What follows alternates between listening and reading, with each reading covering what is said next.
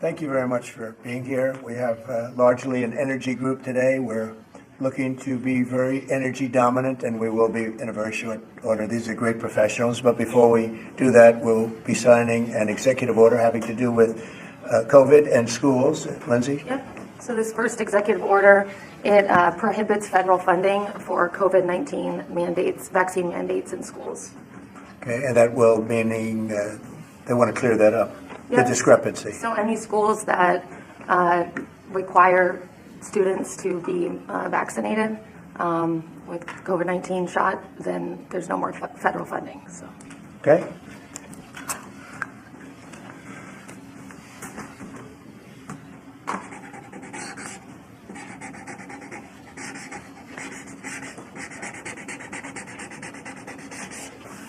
Okay, that solves that problem. So will the Department of Education have to handle that? Yes, it'll go through the Department of Education. Okay? Thanks. Can I make one comment, Mr. President? Yes, please. As a father of 9, thank you. We should have parental freedom to decide what vaccines our kids take, as opposed to school systems and governors forcing upon the people that love these kids the most, which is the parents. So thank you for citing that. Great, thank you very much. People wanted that very badly. Okay. Okay, and here is an executive order establishing the National Energy Dominance Council. So that will be chaired by the Secretary of the Interior, Mr. Burgum, and the Vice Chair, Chris Wright. And so this will reduce costs with respect to energy, establish American independence with energy, and also unleash energy dominance. Good, thank you. And this is a big deal. We have more energy than any other country, and now we're unleashing it, to put it nicely. And I'd like to ask Doug, you're going to be heading it up. You and Chris, would you say a few words about it, please? Yeah, absolutely, sir. Good afternoon. President Trump wisely understood that under the Biden administration, there was a war against American energy, and today that war officially has ended. President Trump on day one declared a national energy emergency. And this is a real emergency because under the Biden administration restricted the production of oil and gas.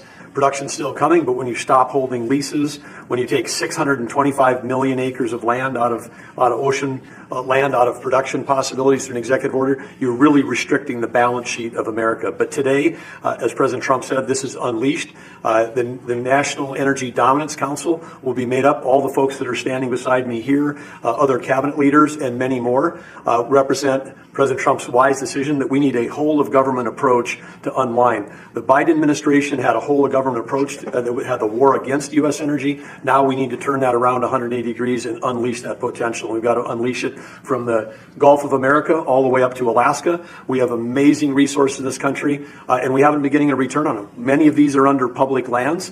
The interior has 500 million acres of surface, 700 million acres of subsurface minerals, critical minerals, and offshore close to 2 billion acres. And that balance sheet is the biggest balance sheet in the world, and it's been completely underutilized. Everybody knows we have 36 trillion in debt as a country, but no one knows how many hundreds of trillions of dollars of assets we have. And President Trump is asking us to go get a return on that investment for the American people. And with that, we're going to have prosperity at home with lower prices. And we're also going to have peace abroad, because the wars that we've been engaged in, or our allies have been fighting over the past few years, have been funded by the oil sales of our adversaries. So we have an opportunity, and we also are in an AI arms race with China. The only way we win that is with more electricity. And we also have an energy emergency in terms of electricity. Too much intermittent, unreliable, not enough base load. We've been shutting down the base load that we have. President Trump is going to reverse that, and it's going to allow us to win the AI arms race, which is the most important thing that we have to do relative to our future. So with that, I want to say again, thank you to President Trump, and I want to thank my fellow members of the Energy Council here. I'm going to kick it over to the Vice Chair, Chris Wright, who's the Secretary of the Department of Energy. Thank you, Secretary Burgum. Today is truly a great day for our country today. And Secretary Burgum laid out so many of the problems the last 4 years. If you put barriers in front of energy, you make it more expensive, you make it less reliable, you make it harder to do business here, and harder for our consumers to pay their bills. With this fantastic action from our president, we now have authority across the government to lean in to fix these problems. And I'll start out with one specific right away. This morning, I signed our first LNG export license, unpausing the pause in action. The Commonwealth LNG project that'll be on the Gulf Coast in Louisiana is now officially ready to go. This will be a large construction project for American workers. It'll draw demand for more American energy production that'll be shipped overseas to our allies. Many more of those to come. We're also working aggressively to roll back standards that have made appliances more expensive for Americans. And dishwashers that take 2 hours long and don't get your dishes clean. Nobody likes that. That's about standing in the way.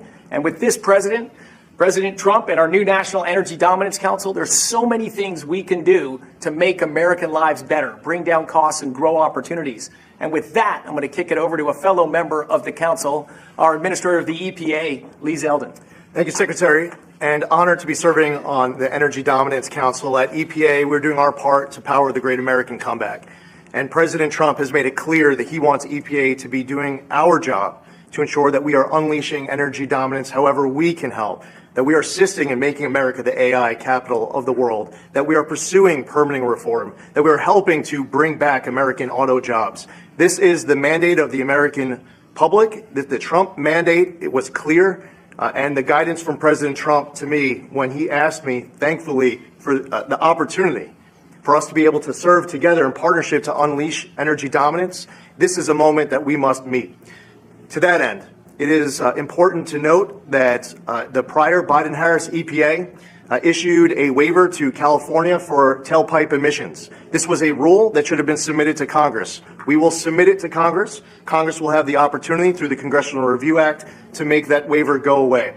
We will do everything in our part to help the American people to make life in America more affordable. The golden age of American success is upon us. If you're excited about the last 3 weeks, that was just a taste of the main event, the entree to come, the next 4 years being the greatest term in the history of the American presidency. With that, I'd like to introduce Sean Duffy. Thank you. So, first of all, thank you for the work on dishwashers. We use more water to wash our dishes before we put them in the dishwasher. That's right. We're not saving water, we're using more water, so thank you for that. But I'm also joining the EPA. We've introduced our rules to start to look at the CAFE standards. So we're looking at how much it costs for end users when they put gas in their car. And the Biden era standards are costing billions of dollars in taxes and carbon credits, which drive up the cost of vehicles. And so we're going to remedy that, rectify it, and make sure we're bringing down the cost of a car, number one. Now, number two, if I can just mention, Mr. President, per your direction, we are going to move forward with a permitting process for the Texas Gulf Link deep water port, making sure we can move energy in and out of the country. So that was held up for 5 years. And it was stonewalled, bureaucrats got in the way. We're now going to move forward with that, making sure we have great oil infrastructure in the country. Great, thanks. Great And show. Howard Lutnick? Yes. So, the nanny state, you're feeling the end of the nanny state. From straws made of paper to regulation endlessly harming Americans and holding us back. It slows down our production and manufacturing, which we were talking about with the Prime Minister of India yesterday. You're hearing that about energy dominance. It's going to go away. We're going to care about Americans. The Trump administration and this president cares about Americans, and you're going to feel it change. You're going to feel the price of energy coming down. You're going to feel prices coming down. You're going to feel an explosion. The golden age of manufacturing of America has always been there. It's just been stifled by regulation, and that time is over. Thank you very much, Howard. Please. Mr. President, I just want to say that you've built such an incredible team, and Secretary and Chairman Burgum, that he's been working on this his whole life. And so what I expect you to see, sir, is action as early as next week that is going to shock people about how good it is for Americans. And so thank you for your leadership, sir. Thank you very much, Kevin. And we are also working on a project that has been under wraps for 20 years. Everybody wanted it. It's been held up by New York. It's a pipeline that will bring down the energy prices in New York and in all of New England by 50, 60, 70%. It should have been done years ago. We'll be speaking to New York, and the New York is actually the biggest beneficiary because their energy costs are very high. This will reduce them very substantially. But all of the governors want this to happen, and I think it's going to happen. It's now going to happen. It's something that's would rather not have to go eminent domain. We'll do that if we have to in New York, but hopefully we won't have to do that. This again will bring down energy prices in New England by numbers that nobody can even believe, probably 50, 60%, maybe even more than that. A lot of them don't even pay energy because they have no energy. They use logs. They go out and they cut down a tree.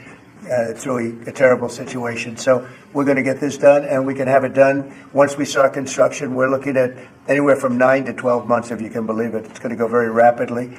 The other thing I'd like Doug to mention, the 635 million acres that Biden so viciously took out of our net worth. If you look at it from the standpoint of a company, you talk about net worth. They've destroyed our net worth.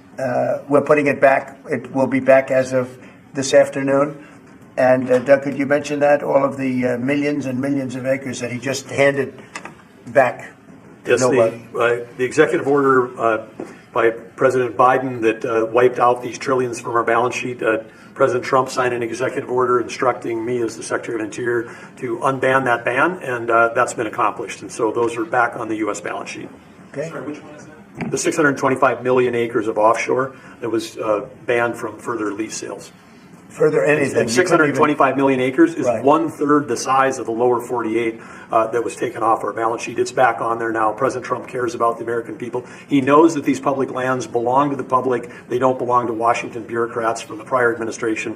And we're going to make sure that we get a return on investment for the American people. The amount of money that he took off our balance sheet, if you look at it as a balance sheet, it was incalculable. Nobody's ever seen anything like it. And he did that, I guess, in the last few days of the administration. He just wiped it out. 635 million acres, which if you sit down and look, it's like that's a major part of the ocean. And he just gave it away and took it away. And fortunately, it wasn't done with an act of Congress or anything. And we did it in a, I think, very abbreviated, very quick, and very legal procedure. And it's now back on our balance sheet. It's back as part of our country. What they did was so horrible. It was just a terrible thing to do, an unbelievable thing to do. Also, they mentioned dishwashers and sinks and showers and the whole thing. We're going to get rid of those restrictions. You have many places where they have water. They have so much water they don't know what to do with it. But people buy a house, they turn on the sink and water barely comes out. They take a shower, water barely comes out. And it's an unnecessary restriction. And basically, I think that we're going to be going back to the Trump rule. We had it, and everybody was happy. And then these people came in and they restricted it again. So we're going back and we'll get it approved by Congress. In addition, we'll get it approved by Congress. So for 4 years, it's good, but we're going to get it permanently taken care of. And again, very environmentally friendly. But we want to be able to, when somebody turns on a sink to wash their hands or presses the button for a dishwasher, and there's barely enough water there's no water. And you know what they do? They press the button 10 times. They run it 10 times. So it ends up costing a lot more. So I know you're working on that. And where are we on that? We're working closely with the Department of Energy with regards to rules that were enacted during the Biden administration. Inside of the EPA, we are overhauling the water sense standards that are there to update them for the American people, to bring down cost of living and combat inflation, and just pursue common sense. Good. Well, we have more oil and gas than anybody else in the world. We're opening up ANWR again. As you know, we got something Ronald Reagan couldn't do it. No president was able to do it. I got it. And the first week in office, the Biden administration terminated that. ANWR is the biggest site, probably bigger than Saudi Arabia. We don't know yet, but it's of that size or bigger. And we hit gold, and I call it liquid gold, but we hit gold, and for whatever reason, they terminated it. And we were just ready to start utilizing it. This could take care of all of Asia, energy-wise, very close to Japan. In fact, Japan wants to go and be our partner doing the pipeline going right into the ships. So they expressed tremendous interest. So did Prime Minister Modi of India. And just in closing, both Prime Minister Modi and the Prime Minister of Japan, both very good people, they said, we couldn't make a deal. We couldn't get any energy. I mean, you wonder what was going on with our country. They couldn't make a deal to get any energy from the Biden administration. They just couldn't do it. There was nobody to deal with. They didn't know how to go about it. And they're very happy that we're here. But we're going to really benefit our taxpayers, and we're going to benefit our country. So I want to thank everybody for coming. This is a very big bill. This is really going to be energy dominant. We're going to be energy dominant like nobody else. And this doesn't even discuss all of the electricity that we're going to be producing for all of the AI plants. You know, they need double the electricity at least that we have right now. So you take all of our electricity that we have all over the country just for AI to do it right and to win that war, which we're leading by a lot because of what we've done over the last few weeks. We're leading by actually a lot.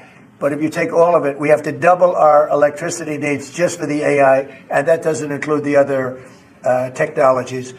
So it's a real honor to sign this bill. We're going to also work on CAFE standards. Lee, you're going to be doing that and make that whole situation, bring that back into reality, and I think very quickly, having to do with cars. Thank you very much. No, but in 2 weeks we will have another one. Yesterday was very big. Reciprocal tariffs was very big, and I explained to the Prime Minister of India, Prime Minister Modi, very good man, his tariffs are very, very high. India's tariffs are among the highest. And I said, well, now, you know, we were very low. We were the lowest. They're just about the highest. There are others as high, but not much higher. And I said, no, from now on, what we do is what you charge us, we charge you. It's very simple. So whatever you're charging us, you can go as high as you want. Whatever you charge us, we charge you.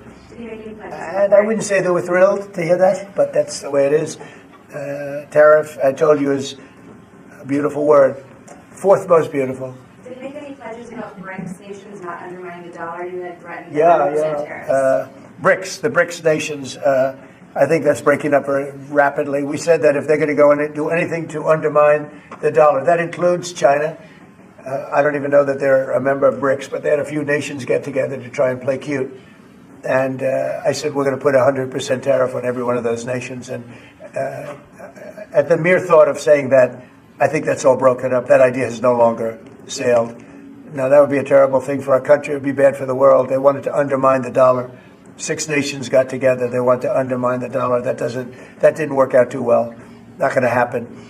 And we're getting along with a lot of nations now, frankly. There's a lot of respect for the United States. We have regained the respect that we should have, but we've also done things to deserve it. I mean, we've freed up our country, and you're going to see this is basically energy dominance, and it's going to be environmentally clean, environmentally wonderful, and taxes will be very reasonable based on this. We're going to make more money than anybody's ever made with energy. We have more energy than anybody else, and it's clean energy, very clean, beautiful energy. We're lucky. We have it. I call it liquid gold under our feet, and we're going to utilize it. So this is a very big bill, and I have a very talented group of people behind me. This gentleman was the #1 man in all of the oil industry. They said there's nobody like him, Chris Wright. And you know Doug. Doug actually made a tremendous fortune in technology, and he said, I'm going to run for the governorship he loves his state, of North Dakota. And he did, and he made it so energy powerful that I think you're more proficient in energy than technology, but what do I know? And this guy, everybody knows him, Sean. He's done a fast study on transportation, and he knows he's learned a lot over the last few months. He's learned a lot. He's really been great. And Howard has built one of the great companies, Cantor Fitzgerald. It was wiped out, completely wiped out, other than a few people left in Europe. And he rebuilt the company into a bigger, better company. Cantor Fitzgerald is absolutely one of the top companies on Wall Street, stocks, bonds, trading. And he took that, he literally watched the plane go into the building, go into the World Trade Center. Amazing story. That alone is an amazing story. He was delayed because his wife insisted that he finally, after years, take his child to school. So he took his child to school that one day, because normally he would have been in the building at 6 o'clock in the morning. That's that business, right? So you owe your wife a lot and your child a lot, right? But his wife insisted that he take his child to school. For 5 years he didn't do it. He was horrible. What kind of a father was he? Okay, I'll do it. And he was therefore driving down at 8:43, whatever the time was, down the West Side Highway, and he saw the plane go into the side of the building. He said, wow. And he occupied the top 3 floors of the World Trade Center, of the one building of the World Trade Center. And you know what happened there? He lost 100% of the people in that, his whole company was there. And he rebuilt his company step by step over years and became bigger and stronger. And he gave a tremendous amount of the profit to the families of the people that died, which he didn't have to do. and now he's working with us. He did an incredible job. I mean, anybody in that world, they know Howard Lutnick very well, and I'm honored to have him running Commerce. He's going to be incredible. He loves the country. And Lee was a great lawyer, a great congressman, very successful person, both as a lawyer and as a congressman, and knows a lot about the environment, cares about the environment, and we were lucky that I was very happy that you joined, and he was with me right from the beginning, always was with me, and I've always been with him. And Kevin Hassett, we know everybody knows Kevin, and he's fantastic. And you and Lindsay, you and your team are incredible. The job you've done, we really appreciate. Thank Will, and the job you guys are doing is really fantastic. We're knocking this out. Brian, do you have a question? I actually do. What kind of piqued my interest is growing up on the Texas Gulf Coast, natural gas, the LNG that you mentioned. Yeah. What's the potential for like new jobs or growth in that area? I mean, that part of the country, Southwest Louisiana, Southeast Texas, they depend on that. Oh, I would say that potential is simply tremendous.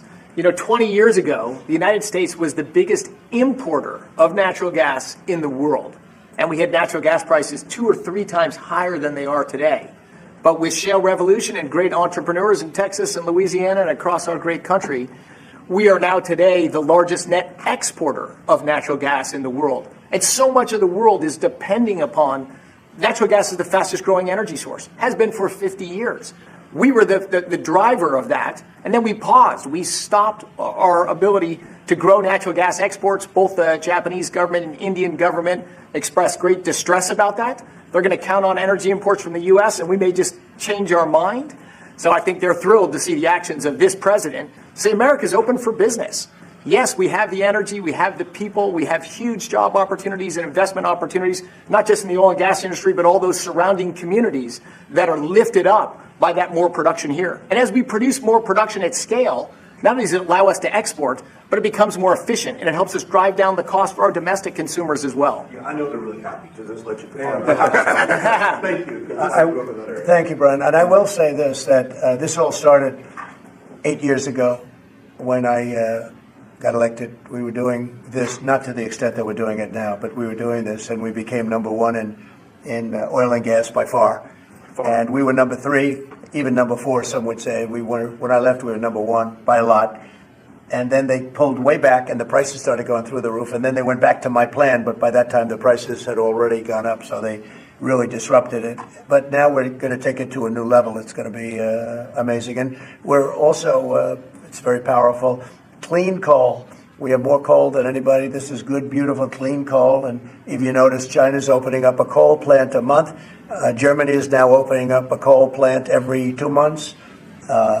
Very powerful. It's probably the most powerful source of energy in terms of generation of electricity and other things. And we're going to utilize our good, clean, beautiful coal and oil and gas. We have more than anybody of everything, and we're going to take advantage of it.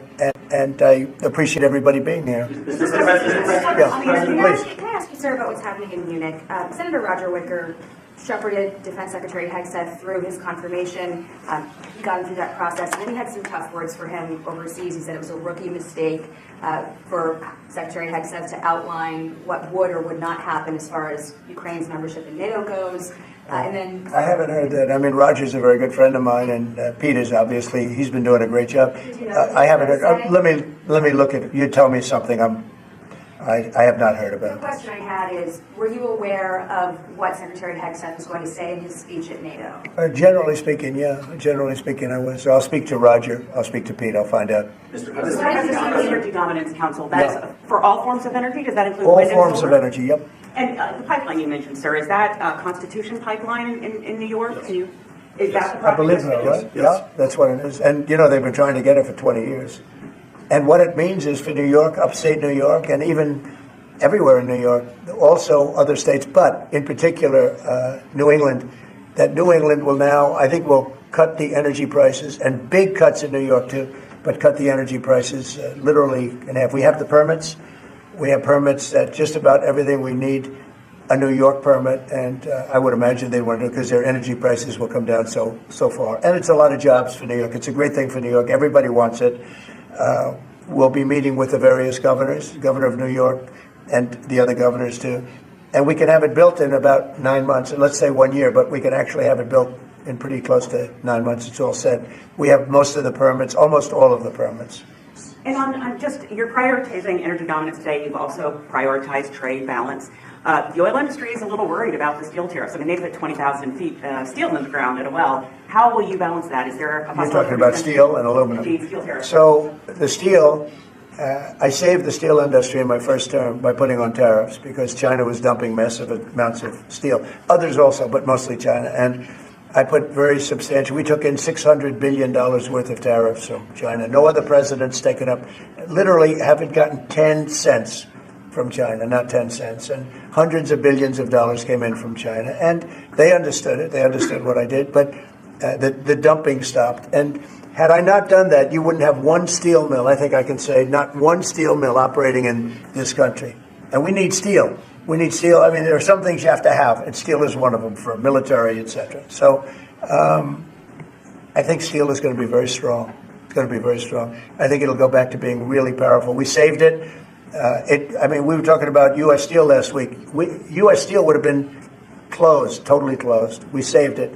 And now it's going to become, I think, very, very profitable. The tariffs are going to save a lot of industries. U.S. Steel, can I just follow up on U.S. Steel? Just go ahead, quickly, finish sir. If the Japanese company that's interested in U.S. Steel wants to take a minority stake as opposed to full ownership, is A that minority fine? stake I wouldn't mind greatly, but what they're doing right now is they're going to be investors, and they're going to be investing in, I think, debt and various other things. But we didn't want to let U.S. Steel go to a foreign company. U.S. Steel was the greatest company in the world for a period of 15 years. It was, it was the big deal 80 years ago or so.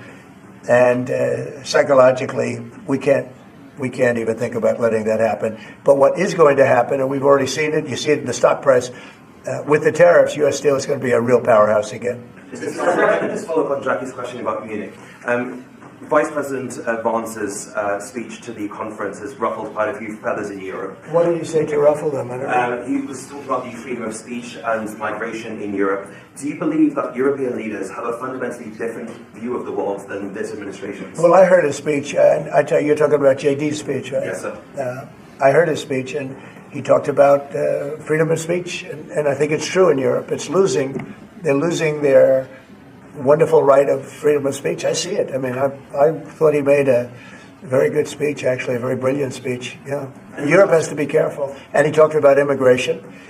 And Europe has a big immigration problem. Just take a look at what's happened with crime. Take a look at what's happening in various parts of Europe. I thought his speech was very well received, actually. I've heard very good remarks. And in regards to Ukraine as well, yesterday you mentioned that you thought Ukraine's NATO aspirations were one of the main reasons that the war broke out. Who do you blame for the war, Ukraine or Russia? Well, I think that there were a lot of people to blame. All I can say is very simply, if I were president, that war would never have happened. And you know what else wouldn't have happened? The Middle East wouldn't be all blown up, and October 7th wouldn't have happened either. Those two areas, you wouldn't have inflation, you wouldn't have October 7th, you wouldn't have Russia and Ukraine fighting. None of those things would have happened if I were president. Mr. President? Yeah, please. You mentioned auto tariffs the other day. Yeah. When do you plan to unroll? Howard, I'd say over the next, sometime, maybe around April 2nd. I would have done them on April 1st. Believe it or not, I'm a little superstitious. No, literally, we had it planned for April 1st. I said, let's make it April 2nd. You know how much money that costs? That costs a lot of money just that one day, but we're going to do it on April 2nd, I think. Is that right? That's right. Okay, thank you. The lead prosecutor in Eric Adams' case resigned today, saying anyone who didn't press forward would be a coward. What's your reaction to that and to the overall implication that politics were at play here? Well, I don't know about it. I mean, obviously, I'm not involved in that. But I would say this, that if they had a problem, and these are mostly people from the previous administration, you understand, so they weren't going to be there anyway. They were going to all be gone or dismissed. If not, they know on Tuesday they're all being dismissed. The whole country is being, because what you do is you come in and you put new people in. So when you say resign, they're going to be gone anyway.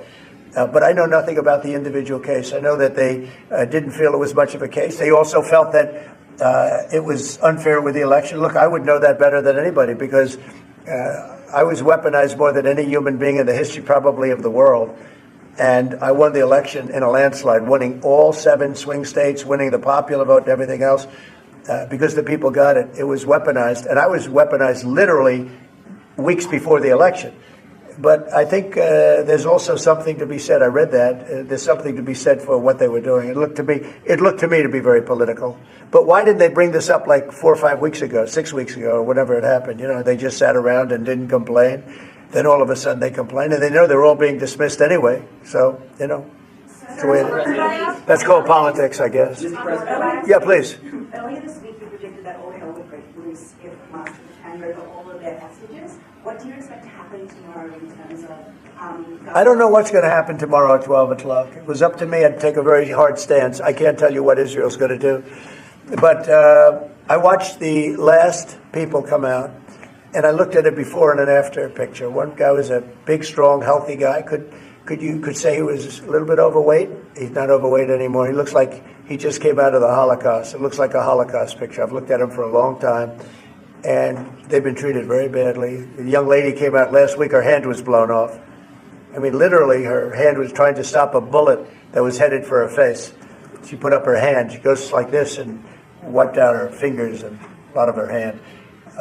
Now, I would take a different stance, but it depends. Look, it depends what Bibi's going to do. It depends what Israel's going to do. But and now I understand they've totally changed. Hamas has totally changed. They want to release hostages now again.